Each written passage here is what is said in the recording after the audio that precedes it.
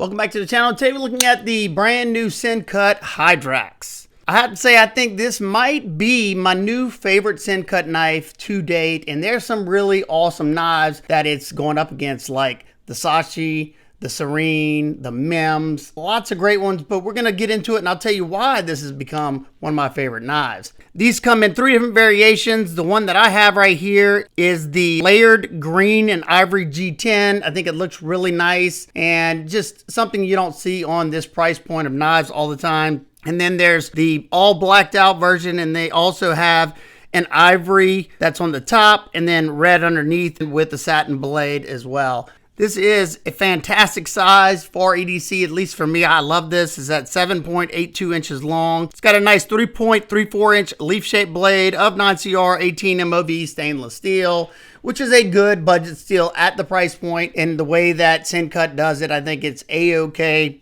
There's a reason why Spyderco uses these leaf-shaped blades so much, is because they're a highly versatile blade shape. They should be good at just about anything you throw at it. You can use a tip for tip work. This one does have a nice fine precision tip there, so you're going to make some great detailed cuts with that if you need to, and a lot of people do that. You know, breaking into boxes, tracing out something real fine. It's going to be great at that. And then in hand cuts is still going to be good because you have enough little straight edge portion right here, and your belly is not too crazy to that tip because the tip is in the center of that pivot. Keeping it nice and low, that means the belly's not going to be super swoopy. I love seeing that, and that has become my favorite blade shape. Not just the leaf-shaped blade, but just the lower tip drop points. They're so versatile, and whenever it comes to a budget knife, I usually use my budget knives pretty hard, and I want to be able to use them for just about anything. Whenever it comes down to an average day, this is what I like to carry because I know it should be able to tackle just about anything I throw at it. You do have a real small row of jimping on this little thumb ramp, which works for my medium-sized hands if I want to choke back. If I had to pierce into a bag of potato chips, I'm nice and locked in here. I do think they could have put a little bit of fine cut jimping here, but then it might have threw off the aesthetics of it, so I'm fine with just this little patch. These knives come in at $39, and you get a very clean belt satin finish on these knives. It's hard to show. It's pretty bright. Look at that, nice and clean. Very well done. You got an excellent executed sharpening choil that should give you tons. See where my fingernail is? I think that's where the plunge comes down. You're going to have tons of sharpening life before to even think about widening up over here in the heel.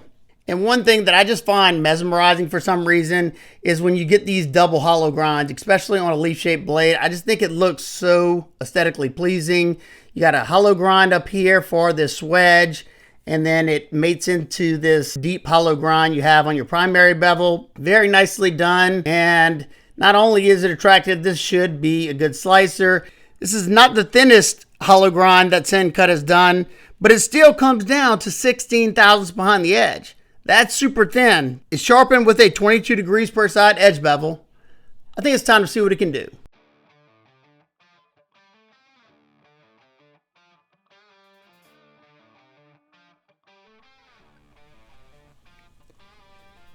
This is my 3rd knife I've tested today, and boy, I hope this one does better than those last 3, or last 2, I'm sorry.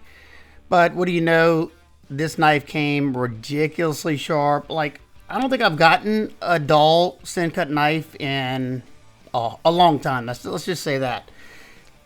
And there's a reason why Spyderco uses the leaf-shaped blade so much, is because it's such a versatile blade shape. It's good at just about everything because your belly is not too crazy, and you have enough belly to still cut on a flat cutting surface. And in hand cuts, I mean, it's still powerful because you still have a good bit of straight edge, and this thing is very, very slicey.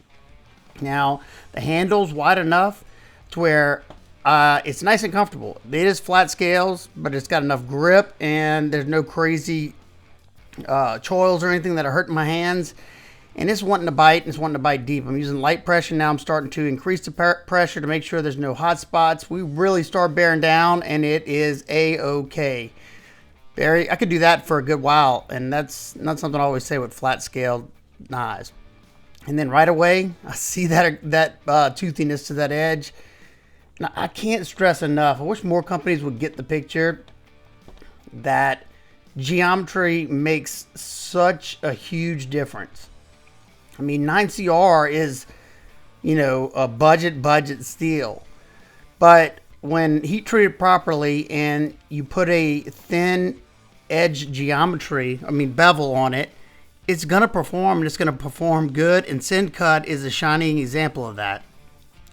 This knife, at this point, right where we're at right now, is blowing the other two knives away, and one of them was in 14C, and the other one I think is VG10, but come on, there's a pretty big step in edge retention for those two steels on paper, but they don't have the geometry that Sencut has given us, and they don't have the type of edges that Sencut gives us. Now this is 22 degrees per side, which I'm gonna lower it to about 17 and make this even better.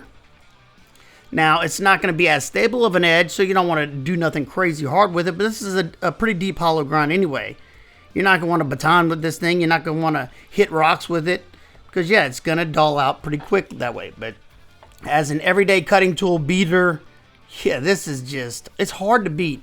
At 39 bucks, it's just very hard to beat. You can use that tip, like I said, that's the versatility part that I love, and that's why this has become my favorite Sencut knife. It's just such a good user.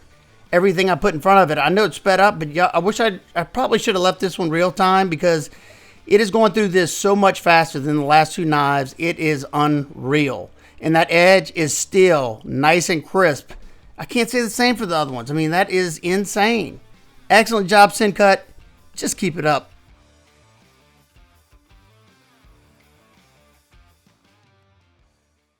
Now let's check out the deployment and action of this knife. You have a flipper tab and you have thumb studs. Fairly minimal flipper tab. It does have jimping on it, and it does grip the finger perfectly. The detent dialed perfectly for that flipper, and you have that pretty wide blade to help the momentum carry it around. And then the thumb studs work excellent. Nicely done. You know, it's not always easy to dial the detent for more than one deployment, and Sencut nails it almost every time. It's riding on ceramic bearings with the ceramic detent ball, and in my experience with owning almost every Sencut knife, they break in the more and more you carry and use them. I've not taken this one apart, and it's already smooth out of the box. Now let's take a look at this handle area. Your top layer is green peel ply G10. I think it's a nice contrast. You have the ivory G10 underneath, and I kind of have grown fond to the ivory G10 because it doesn't get as filthy looking as just flat white. And here it's a nice contrast, especially like I said on a $39 knife. Your liners are a little proud of the scales, just meaning that they are not flush with the sides of the scales. However, they have rounded over the stainless steel liners, and I've never found that to be a problem when using the knife. We have a Torx T8 on the pivot and on your body screws and this clip screw. And it looks like we have a Torx T6 for the actual pocket clip, which is deep carry, and it is reversible. Awesome job. And look at that. They've even inset that clip into the G10 and have countersunk those screws. You got the perfect amount of ramp, and then the tension on these clips is excellent. Now, they didn't put a flat spot underneath there, but this is not the roughest texture here. I don't think it's to become a pocket destroyer or anything, maybe over a long period of time, but that's fine with me. You also have these three little chamfered holes on both sides. I guess that's just to go along with the design aesthetic. No lanyard hole, but they did put you a lanyard pin in the back right here if you have to have your lanyards. And I'm guessing that's why they have these two staggered. They have your standoff and your standoff, and then they have these two pins right here. I'm guessing that's so your lanyard doesn't fall toward the blade. I'm guessing it'll catch it in that manner. I don't know. I don't use lanyards. It's just crazy. The refinement you get on this $39 knife is pretty hard to be matched. I'm sorry. I mean, I've reviewed a lot of knives in this price range, and I haven't found any company that can do it as good as Sencut can. There's some that are really close, but they do it really, really well. Check out the inside. Stainless steel liners are heavily skeletonized on the top right there, as you can see. And a little bit on the lock side. Oh no, there's a good bit on the lock side. Pretty much everything they could to bring down the weight, because this is a wide blade and it's a fairly nice sized knife. And this knife's coming in at 125.5 grams or 4.42 ounces. The lockup on my knife, I'd say, is around 40, maybe even 50%. Access to the lock bar is always just okay with the Sencut Civivi knives. The lock side does come up a little bit past the show side, and you do have a little bit of texture. You know, for me, using my thumb isn't the most comfortable for me, so I always use this portion of my thumb. I find it to be way more comfortable, and I could do that for a lot longer than just trying to use the tip of my thumb. Now, I have more beat up hands than the average person, so, you know, if you got some tough thumbs, you ought to be just fine. But using that portion, no problem at all for me. But I do wish they would give us just a little bit more access. I don't love the texture just because it makes it a little bit uncomfortable. But all in all, it's not really that big of a deal. The lockup on this one, rock solid. No movement up or down, left or right. Very tight lockup. And let's do some size comparisons. First, the Ontario Wrap 1 and 2. As you can see, it's in the middle of those. Next, we have the Sencut Serene and the Sencut Sashi. It's almost identical in length to the Sashi. And lastly, we have the Sencut Mims and the CMB Knives Predator. It's a little shorter than the Mims, and it's almost identical to the Predator. Now, for my nitpicks and complaints, I mean, if I'm going to be nitpicky, the only thing maybe, like I said earlier, is a little bit more lock access, just to make it a little bit easier to get in there if you want to use this portion. But here's just fine for me, and I have no issues in that department. I have no issues doing it that way. And my final thoughts. $39.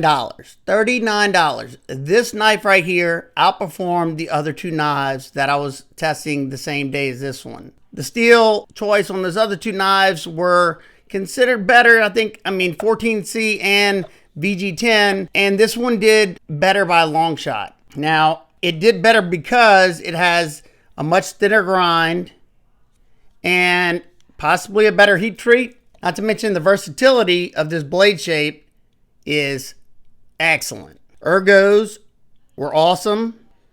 Action, great, just like any Sencut. These are all my favorite Sencuts. For the longest time, there was the Watuga. That's a fairly old knife. Then it became the Honoris. Then it became the Sashi. Then it was battling the Sashi for the Serene. But ultimately, I think I prefer the Sashi. And then these two, you know, we're back and forth because they're very similar blade shapes. I preferred the liner lock over the button lock. I love the Arc Blast, but I just think the Arc Blast handle was a little sharp, and I don't love button locks. Well, very similar in performance. Very similar. You have a very similar blade, except this one's a lot wider, and you got a lot more handle to hold on to, and this one has a liner lock.